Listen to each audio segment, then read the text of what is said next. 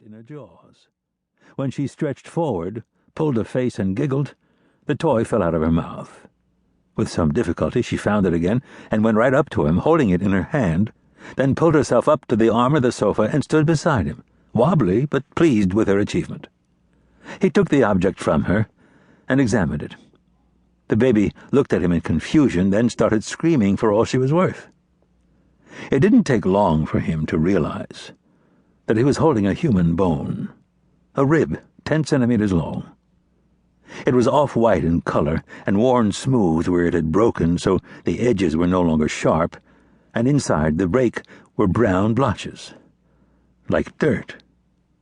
He guessed that it was the front of the rib and saw that it was quite old. When the mother heard her baby crying, she looked into the sitting room and saw her standing at the sofa beside the stranger. She put down the bowl of popcorn, went over to her daughter, picked her up, and looked at the man, who seemed oblivious both to her and to the screaming baby. "What happened?" the mother asked anxiously as she tried to comfort her child. She raised her voice in an effort to shout over the noisy boys. The man looked up, got slowly to his feet, and handed the mother the bone. "Where did she get this?" he asked. "What?" she said. "This bone," he said. "Where did she get this bone?" "Bone?" the mother said. When the girl saw the bone again, she calmed down and made a grab for it, cross-eyed with concentration, more drool dangling from her gaping mouth. The baby snatched the bone and examined it in her hands. "I think that's a bone," the man said. The baby put it in her mouth and calmed down again. "The thing she's gnawing," he said. "I think it's a human bone." The mother looked at her baby chomping on the bone. "I've never seen it before. What do you mean, a human bone?" "I think it's part of a human rib," he said. "I'm a medical student," he added by way of explanation, "in my 5th year." "Rubbish! Did you bring it with you?" "Me? No." "Do you know where it came from?" he asked. The mother looked at her baby, then jerked the bone out of its mouth and threw it on the floor. Once again the baby broke into a wail. The man picked up the bone to examine it more closely. "Her brother might know." He looked at the mother, who looked back awkwardly. She looked at her crying daughter, then at the bone, and then, through the sitting-room window, at the half-built houses all around, then back at the bone and the stranger, and finally at her son, who came running in from one of the children's bedrooms. "Toti," she called out. The boy ignored her. She waded into the crowd of children, pulled her son out with considerable difficulty, and stood him in front of the medical student.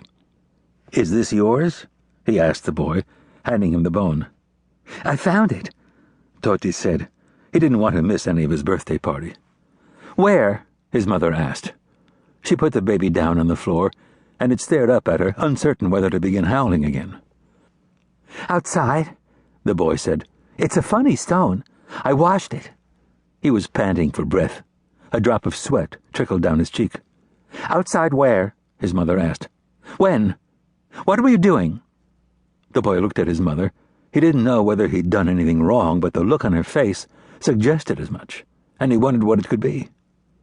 "Yesterday, I think," he said. "In the foundations at the end of the road. What's up?" His mother and the stranger looked each other in the eye. "Could you show me exactly where you found it?" she asked. "Do I have to? It's my birthday party," he said. "Yes," his mother said. "Show us." She snatched up her baby from the floor and pushed her son out of the room in the direction of the front door.